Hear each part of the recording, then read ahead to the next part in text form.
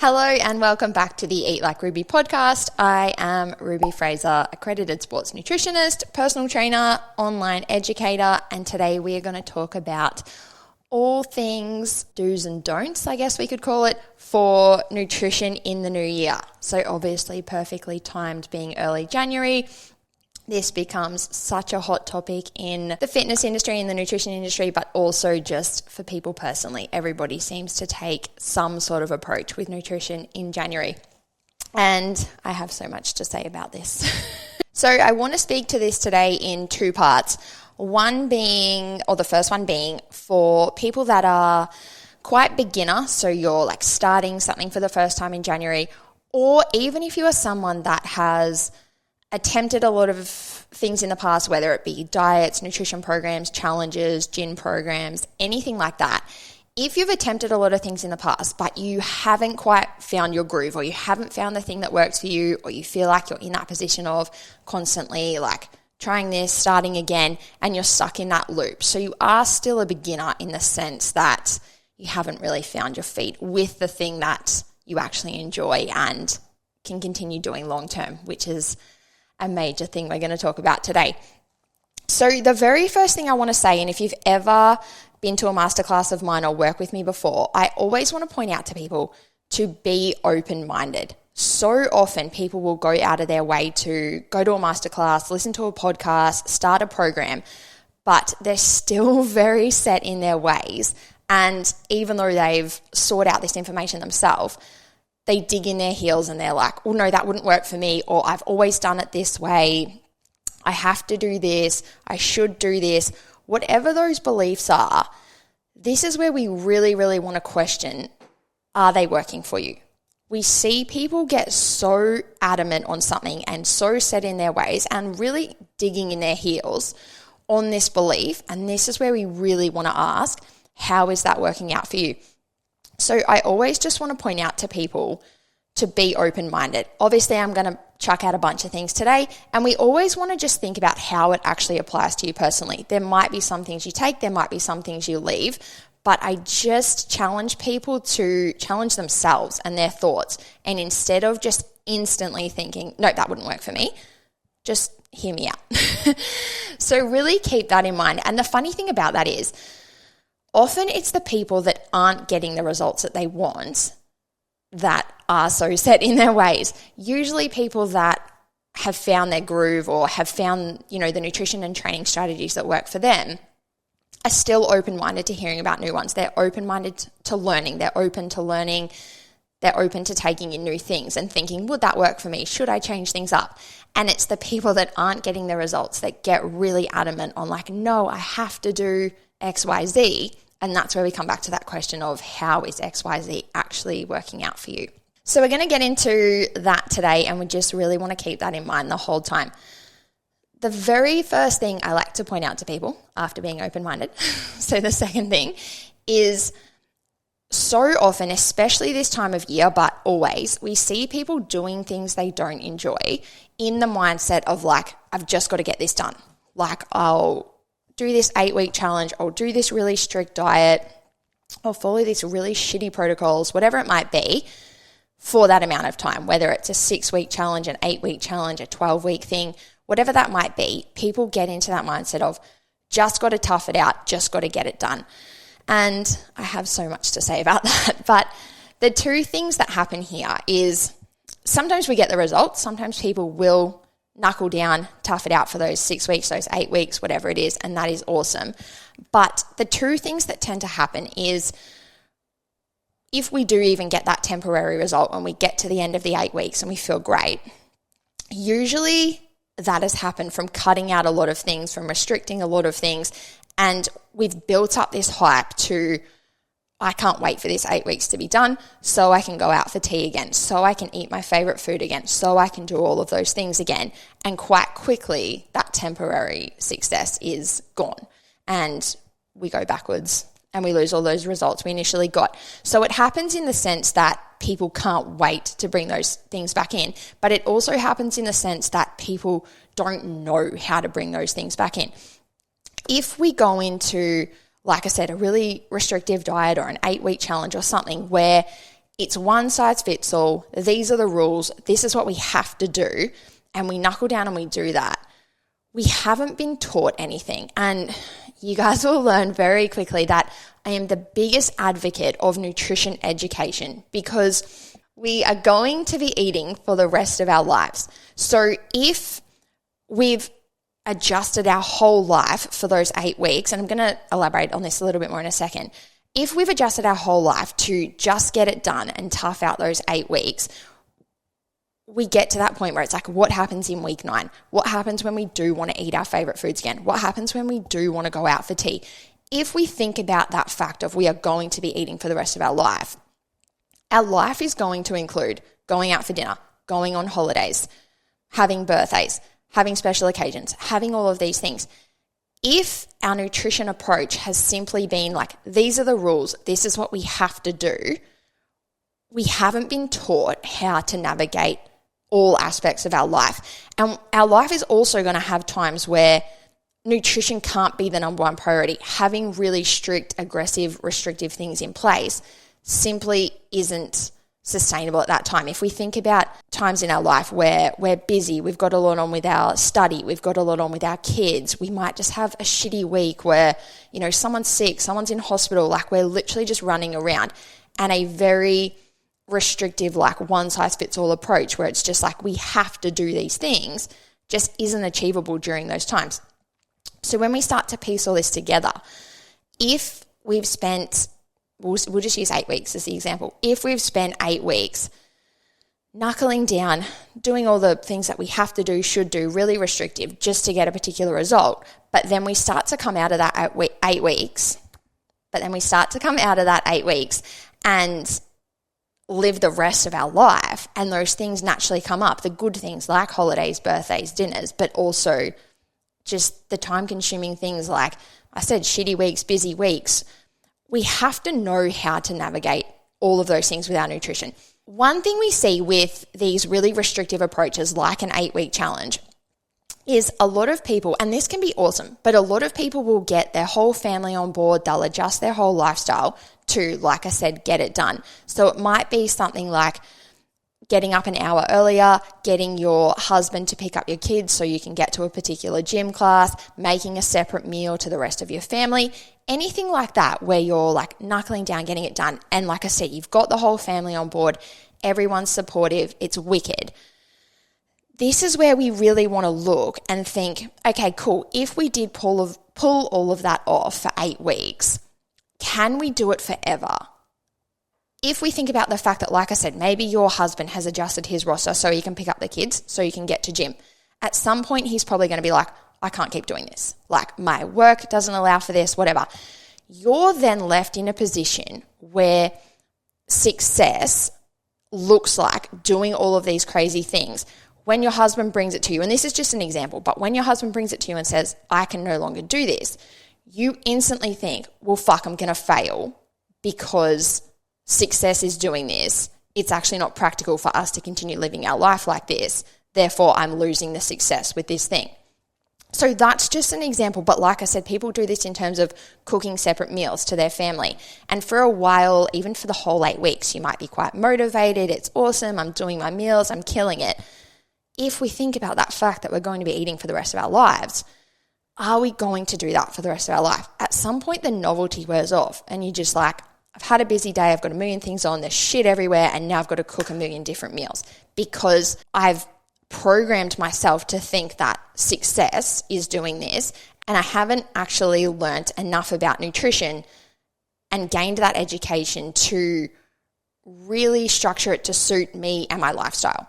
So if you are someone that would consider themselves a beginner, whether you are just getting started or you are still really trying to find your groove, and you think that the only thing you can do going into the new year is join something really restrictive, is knuckle back down and do something crazy, we just want to come back to, like I said at the start, being open-minded and making that realistic assessment of how that would really play out for you and your life long term. The thing we see with these challenges, and a lot of people don't want to acknowledge this, but the fact is they're almost built this way on purpose. People do these things, they get a bit of a temporary result. They then condition themselves to think that worked for me, quote unquote. They then realize that in terms of living the rest of their life, it's not really going to work long term. So they slowly start to fall off track. And then the gym or the program or whatever it is conveniently has another one coming, and you're like, shit, yeah, I'll do that again because it, quote unquote, worked for me. And this is where we see people in this constant loop of spending 6 or 8 weeks restricting, cutting things out, living a crazy lifestyle, slowly coming out the other side of it, falling off track, undoing the results, joining back up, restricting again. And we literally get stuck in that loop for such a long time. And we see people do this in so many ways, not just with challenges, but just in that typical, I'll start again on Monday, I'll start again next week, I'll start again in the new year. People think that that has to be doing something really shitty, something really restrictive. And then, like I said, it just ends in that loop where we're constantly starting again. And that's where I would say people are somewhat of a beginner, or we fall into that beginner category because we haven't found the thing that we can actually do where we're not constantly starting again. So my biggest piece of advice to people in that position would, A, like I said, be open-minded. B, drop the expected timeframes. And what I mean by this is people get really excited about getting a result in 6 weeks or 8 weeks or whatever. But this is where we really want to make that realistic assessment, like I said, and say, you know, I'm so adamant on getting this result in 8 weeks, but do I actually get it? And more importantly, do I keep it? So if we do knuckle down and we do this challenge and we get a result, but then we fall out of all of the habits and the shitty requirements of that challenge and we lose that result, we haven't got it anyway. So when we say to people, be open-minded, be open to learning, all of these things, this is where we come back to people digging in their heels and being really adamant of like, no, I'm going to knuckle down. I'm going to cut everything out. I'm going to get this result. I want it now. I want it quickly. But you don't actually get it that quickly, and you definitely don't keep it because it's not realistic. It's not sustainable. So drop that expected time frame of like, I need to achieve X, Y, Z in 8 weeks. And instead, like I said, be open-minded. But more importantly than anything, seek education. I literally could sit here and talk all day about nutrition education. Like, I'm such an advocate for it because we want people to feel like they understand nutrition enough to structure it to suit whatever's happening in their life. If we do have birthdays, holidays, weddings, all of those things, if we do have shitty weeks where we just cannot get to the gym, we've got to prioritize other things. We don't want to be in this position where a good week is only when everything works in our favor and we can control everything and we can pull off really crazy protocols. And then if we can't do that, we've instantly failed and it's therefore a quote unquote bad week. If you've worked with me before, you would have heard me say this. We want to always be understanding, aware, and accepting of our reality, of our nutrition, and how it's all going to tie in together.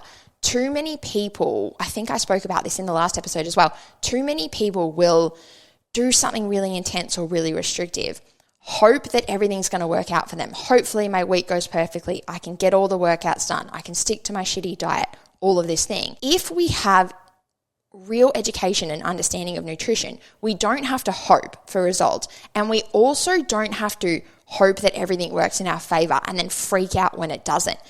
If something came up, like if somebody did ask you to go out for tea, if something came up where you did have to run around for your kids all day and you couldn't eat the way you normally would eat, or you couldn't train the way you normally would train, do you have the education and the understanding to pivot and still have a good day of eating to suit what's happening at that time? That is the number one thing I want people to walk away with when they work with me, is being able to structure their nutrition to suit them, to suit random days like that, but to also suit phases of your life. When life is good and nutrition and training is a super high priority, I kill it. And then if I can't do that, everything goes to shit. We want to be able to pivot and structure for what else is happening in our life at the time. So coming back to what I was saying about seeking education and really understanding how to do that.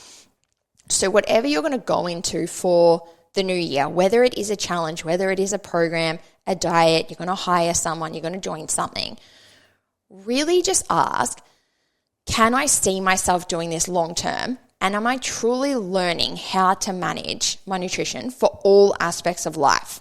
So that is my advice for anyone who is still in that beginner phase or really just trying to find their feet with their nutrition and training in 2023. But now I want to speak more to the girls that are a bit ahead of the game in that sense. These are the girls who know all that stuff I just mentioned, and they have a genuine interest in nutrition and training. They make it a high priority. It's not something where they need to find motivation or find accountability. They already have that shit in place because they actually just genuinely enjoy it and want to go for it. These are the type of girls I love to work with in Eat Like Ruby. These are the type of girls we work with in Eat Like Queens. So if anyone is in Eat Like Queens right now, coming into Eat Like Queens in the next round in May, this is you. We call these girls the gym baddies, meaning they love gym. They're just badasses in the gym. They genuinely want their nutrition and training to work together. They want to prioritize it. They just want to send it. They love it. So I'm going to speak to you guys. Like I said, everything we just spoke about earlier still applies to you guys, but for most of these girls, they already know all this stuff and it's not too much of an issue. They found their groove. My biggest piece of advice and the biggest thing I do with girls in this position is we want to look at the year as a whole. For girls in this position, we usually find that they'll have a body composition goal and performance goals, and then we still also have all of those lifestyle factors that we mentioned before, like holidays, busy times of year, things like that. So what I like to do with these girls is look at the year as a whole and say, if we do want to achieve certain performance goals, whether that be gym goals like hitting a certain weight on a hip thrust, getting a certain amount of pull-ups, or performance-based goals in terms of, running a 5K. Some of these girls want to do things like triathlons, powerlifting competitions, anything like that. We want to look at those goals and make sure we obviously spend a certain amount of time really prioritizing that. And then if we have a body composition goal, for these girls, sometimes there's a goal of muscle gain and fat loss, but usually there is a fat loss goal at some point. Everybody wants to have some point of the year where they knuckle down a little bit more, lose a little bit of body fat, which is awesome. We can totally do that. That is exactly what we do.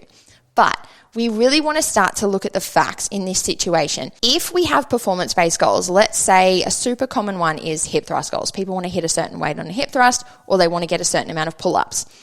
For so many girls, they're trying to hit the triple-digit hip thrust. They want the 100-kilo hip thrust, which is awesome. I love this. This is where we really want to start thinking.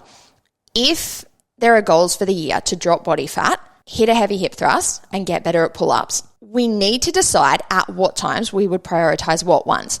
If we think about performance-based goals of lifting heavier weights, running faster, doing things in a better time, competing in something like a triathlon, like a powerlifting competition, those things, we touched on this really briefly in the last episode, those things have a huge energetic demand on the body. The body is going to require more energy than normal to pull those things off. If we're going to ask our body to do something that it hasn't done before, like we want to hit a PB, a personal best, with a weight or a time or a run or something, we are asking our body to do something that it has not done before, meaning it's going to require more energy coming in to do that. If we then have a fat loss goal, like I said, these people tend to want to pursue fat loss at some point too, we know, like we spoke about last week, the body has to be deficient in energy to do that. We have to have less energy coming in than the body needs to pursue fat loss. So if we pursue these things at the same time, it just doesn't make sense. It just does not make sense at all. And we say in the industry, people always say this is like chasing two rabbits. If people want to hit really heavy weights and pursue muscle gain and they want to pursue fat loss, it's like chasing two rabbits. You aren't going to catch either. You're going to be spinning your wheels. If you fuck one rabbit off and just pursue one, you're going to have a way better chance of catching it. So this is where we want to start to look at the year as a whole. And I don't mean in terms of being like, on February 2nd, we'll do this, and on April 24th, we'll do this. But just looking, if I do want to work on this performance goal, it might take 3 months, 4 months. If I do want to pursue a fat loss goal, it might take 3 months. At what times of the year will I do each of these things? And this is when we then want to look at the external factors in our life as well. Like I said, these girls tend to prioritize nutrition and training. So we're always going to work these things in. But if we know we've got a holiday or we've got a big study block, a big exam block coming up, if we've got other things happening, it makes sense to make sure what we're doing at the time with nutrition and training is going to work with that and support that. What tends to happen here, if people do this, if you're someone who's going into the new year thinking, I want to fucking send it in the gym, I want to hit all these heavy lifts, I want to drop body fat, I want to do it all right now, people tend to find themselves in another really shitty loop when they do this. If we go into the week, let's say on a Monday, we're like, yep, I'm going in like calorie deficit, fat loss, I'm doing it and I'm hitting the gym. People will go in, they'll nail those lower calories, they'll get their training session done, but it won't be as optimal as it could be because, like I said, you've nailed a day of lower calories. So if we're in a calorie deficit, we know that's an energy deficit. We have less energy coming in than the body needs that day. That's the point because we're trying to pursue fat loss. But then we've gone and pulled off a high volume training session to pursue these performance goals, but we haven't performed optimally or as optimally as we could in that session because we don't have the energy to do so. So people tend to do this maybe like Monday, Tuesday, Wednesday. As the week goes on, that training is really taking it out of you because you're fucking sending it in the gym, which is awesome, but you're on those low calories, which can be shit. And as the week goes on, we start to pick at things, we start to snack at things, we start to eat a little bit more. Usually this happens to an extent where a person then starts to come out of their calorie deficit. Like you're eating enough now that you don't have that deficit in place. Therefore, we've put a halt on fat loss progress.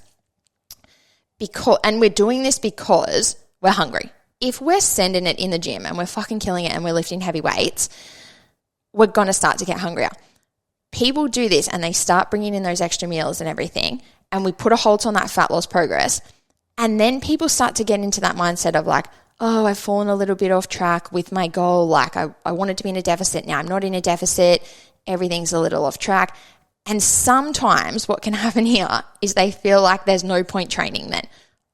I should skip training, like I should start again on Monday, whatever it might be, because my week's kind of messed up now. The shitty thing here is now we've actually taken in enough energy to pull off a weaker training session, but people think that they've fucked it, so they may as well skip training and start again next week. And it's like the one time you probably would have really nailed that session, you've actually pulled the pin on the session because you think that everything's coming undone. So if we start to piece all this together, we find ourselves in a position where because we're chasing those two rabbits and we're trying to pursue everything at once, we've got a few days where we're hungry and we're not training that well. We've then got a few days where we overeat enough to offset those hungry days and we lose our fat loss progress. We might skip a gym session here or there because we feel like we're spinning our wheels, and then all of a sudden we actually are spinning our wheels. We're not hitting those performance goals because we're not consistent with training. We're not hitting our fat loss goals because we're not consistent with the deficit. And all this comes down to, and then like I said, people will suddenly then be like, oh, I'm going on a holiday. And then we find ourselves in this position where we go on a holiday and you're low-key kind of like, oh, I wanted to achieve fat loss before my holiday and that didn't happen, and my training's a bit off track, and now I really want to enjoy my holiday, but I sort of can't wait to get back on track. And then we find ourselves in this position where we wanted to nail it with nutrition and we haven't really done that. We wanted to nail it with training. We haven't really done that. We wanted to enjoy our holiday and we haven't really done that. And all of a sudden it's like we love nutrition and training and we're spending a lot of time and energy on these things, but they're just not cohesive and they're not tying in well together. So this is where, like I said earlier, having that understanding, the awareness and the acceptance of what is going to make sense to work on at different times, and then stepping back, looking at the year as a whole and just having a bit of a rough idea about this is the time when I would pursue fat loss, knowing that performance goals will go on the back burner a little bit at this time. And just as a side note, it's not like when we pursue fat loss, training absolutely goes to shit, or when we're, eating enough to fuel training, we're suddenly going to get huge. But it's just about, like I said, understanding, being aware and being accepting of what the priority is, and then what the little trade-offs are and what just has to go on the back burner. So, like I said before, these are the gals that I love to work with. These are the girls we work with in Eat Like Queens. And this is something that we do. I like to educate girls on everything I just told you. And then we have a look at how does this apply for you personally? What are your goals performance-wise? What are your goals body comp-wise? And what does the rest of the year look like for you? And obviously we don't have to know all these things 100%. Like we don't have to know what we're doing in November next year. But most people, if they do have like a big holiday or something big coming up, like it's the final year of study, big exams or whatever, we're aware of those things. And we just want to keep them in the back of our mind. The last thing we want to do, like I said, is set up our whole year, tee up a really aggressive fat loss phase in August and September, and then have you turn around in September and say, I'm going overseas for 4 months. Like it just doesn't make sense. So this is where we just want to give that bit of an oversight of the year, work out what's happening for you, and then just put that loose plan in place. Like I said, it's as simple as saying, for the next 3 months, I'll focus on this, then for 4 months, I'll focus on this, and then we'll pursue fat loss towards the back end of the year. The plan can be that simple, but then we have an idea of what to focus on now. And we also, when we have the education and the understanding of all of this, we can do it a lot easier because we know that the time is coming where we're going to focus on different things. And what I mean by that is if we do pursue a performance goal or a muscle gain goal, we know there might be a little bit of weight gain with that. And it's nothing crazy. We're literally talking like 2 or 3 kilos. But if you're someone that's really in tune with your body, you can notice that difference. You can notice that difference in 3 kilos. If we understand the point of putting on that 3 kilos and the benefit of putting on that 3 kilos, and we also know that we have the knowledge and the skill of exactly how to pursue fat loss when the time is right, and we have that locked in for some point later in the year, we can happily go into this gaining phase or this performance phase knowing like this just makes sense for me to do right now. And then the time will come where I get this off and I feel fucking great.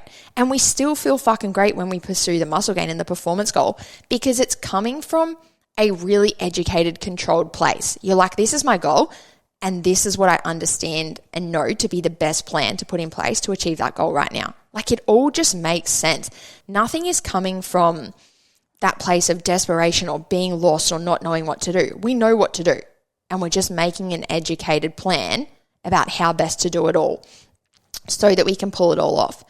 So obviously, like I said, this will depend on the individual with the goals and what the rest of the year looks like. But a really good way to do this, I personally have done this over the years, a lot of my Eat Like Queen girls do this, is to look at the cooler months, if we look at like winter, and use those as a time to get out of a calorie deficit.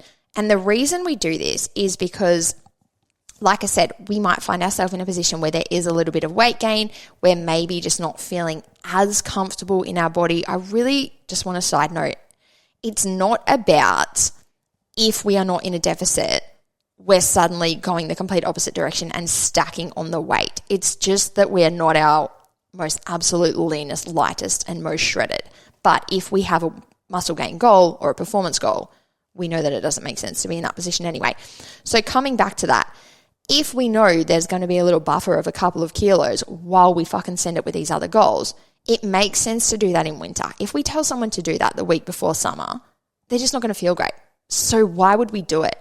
And this is where we piece it all together and we have that understanding and the awareness and the acceptance. But we also want to tap into the fact that we're human beings. I feel like most of my listeners are female. Nobody wants to be a female actively pursuing weight gain going into summer.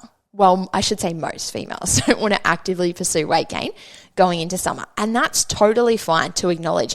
And this is where we say, okay, cool. What does make sense then? What would feel more comfortable? How do I actually make this work for me? And then we bring in more of the enjoyment because we're not doing something that we don't want to be doing. We're not feeling like shit at a time where we don't want to feel like that.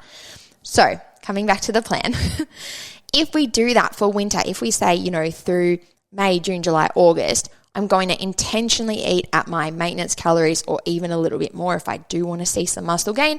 I'm going to really focus on those performance goals with structured training. We're not so focused on body composition, like we don't have to look at pictures every week. We don't have to look at weight every week. We know that that's not the priority right now. And like I said, we know the time will come where we can make that the priority again. So we spend those few months through the winter eating enough to really fuel those performance goals, put on some muscle if we want to, And then we look on the other side of that, whether it's August, September, October, about implementing a fat loss phase. And all of this will come down to the individual, like I said, depending on the goals and depending on exactly what the goals are. How much weight is there to lose? How much weight is there to gain? Will obviously depend on how long we want to do these things for. But that can be a really rough plan. So spending time out of a calorie deficit and making sure we're eating enough is obviously awesome for performance goals and muscle gain goals, but it's also awesome for our health. If we think about it, if you are a person in this position, if you're listening to all this thinking, yeah, this really applies to me, I am a gym baddie, this all makes sense for me, you probably don't have a lot of weight to lose. And one thing we find when there's a lack of education, even with these girls, is that they spend the whole year simply trying to eat well and being on a diet for the sake of the fact that they are a gym baddie. I'm a gym person, I'm a Fitspo person, so I'm always dieting. And this is where education is so fucking important for these people, because it's like, dieting for what? So many people will just be like, I'm dieting, I'm eating well. Eating well for a fat loss goal and eating well to do a 100 kilo hip thrust are two completely different things. So if your approach to nutrition is to simply eat well, it's just not enough to really optimize all of those goals and optimize whatever the goal is at a certain time. It's also super beneficial to have times of eating enough to fuel our overall health. Things like energy, training performance, mood, sleep, libido, hormone health, hunger, cravings, all of these things take such a hit when we're in a calorie deficit. And this is why we want to really have an intentional fat loss phase and then have intentional times not pursuing fat loss, out of a deficit, eating enough food and optimizing those things. Coming back to what I was just saying about eating well, if the simple plan is to eat well and there's no more depth to it, we don't know how we're fueling those things, how are we supporting those things. And then making sure everything ties in well for your performance goals, body composition goals, fueling and supporting your health, and all of that working with the rest of your lifestyle. And the last little bit that I want to speak to for these girls is, if you are someone in a position where you don't have a lot of weight to lose, so often we're so used to pursuing weight loss or fat loss because most of us have been conditioned to do that our whole life. But if we really look and there's not a large amount of body fat to lose, if we've got less than 10 kilos to lose, let's say, and you're someone who is consistent with nutrition and consistent with training, we do not want to spend big, prolonged times during the year in a calorie deficit. We see this all the time where people are just constantly pursuing that bit more fat loss, constantly pursuing weight loss, constantly on a diet, like I said, because they're just so used to doing so. This is where we want to take that education and that understanding to the next level and say, there are so many other things I want to work on. Even if it is a body composition goal, even if the goal for most of these girls, the goal is actually to be more lean, more toned, have better legs, have a bigger booty, whatever it might be. This is where we want to take our education, our understanding, and say, what is actually the requirement of that goal? If we want to build better legs, build a better butt, the requirements for that goal are actually going to be eating more, to be fueling the training sessions, to actually pull those things off, as opposed to, like I said, coming back to just being on a diet or eating well. We want to look deeper and say, like, what is the requirement to do those things? If we piece all those things together, so often we associate having a better body composition with being lighter and losing weight and dropping body fat. But if we really take that final look and say, well, the goal is actually to be leaner, to be more built, to be more toned, whatever it might be, there's going to be a time where we need to prioritize actually building that body and pursuing muscle gain, as opposed to, like I said, always being on a diet, always being in a deficit. So coming back from my tangent, if you are someone in this position, usually we want to spend 3 to 4 months of the year max in a deficit. We legit want to spend like 3 times the amount of that time out of a deficit, whether that be simply eating at our maintenance, like around the amount of food that's going to result in us maintaining weight, maintaining body fat levels, all of that thing, or if we do want to push it a little bit further and pursue muscle gain. But we don't want to just fuck around and hang around in a deficit for months on end and drag that out through the year. the two reasons that we don't want to do this, and this is where I'm going to wrap it up. The two reasons that we don't want to do this is we tend to find ourselves in that loop, like I said before, where we're chasing the two rabbits. We're kind of nailing the deficit and we're kind of falling out of it. We're kind of training well, but we're not training as well as we could be. So we're kind of progressing with all of these things, but we're not definitely actually progressing with all of those things.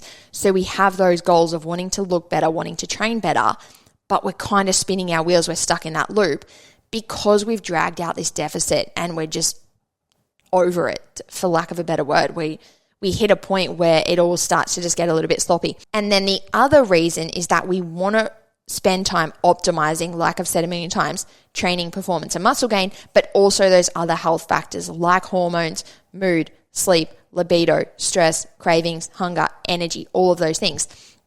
If we can have a clear, definite fat loss phase around that 3 or 4 month mark, really knuckle down, get the result that we want, and then get out of it, we can spend majority of the year with all of those things sitting in a wicked position, eating enough food that it's actually enjoyable. We stick to it majority of the time.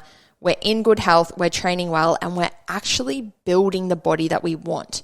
So often, a dragged out deficit that is becoming less and less effective and less adherent and consistent starts to result in things just maintaining and standing still because, like I said, we're kind of training for muscle gain. We're kind of dieting for fat loss, but we're not actually achieving anything because of those clashes with all of those things that we've spoken about. So my biggest pieces of advice from today's episode are, number one, to just be open-minded. Make that realistic assessment of where you're at, where your nutrition and training is at, where you want them to go, where the rest of your life is at, and how it can all actually tie in together in a realistic, sustainable, enjoyable way. If you are listening to this episode as soon as it drops in early Jan and you do fall into one of these categories, either being a beginner or being a gym baddie, I do have my 10-week program kicking off at the end of January, which is perfect for beginners or for the gym baddies that want to get straight into something, because we do have the next round of Eat Like Queens kicking off in May, so you can apply for that one right now.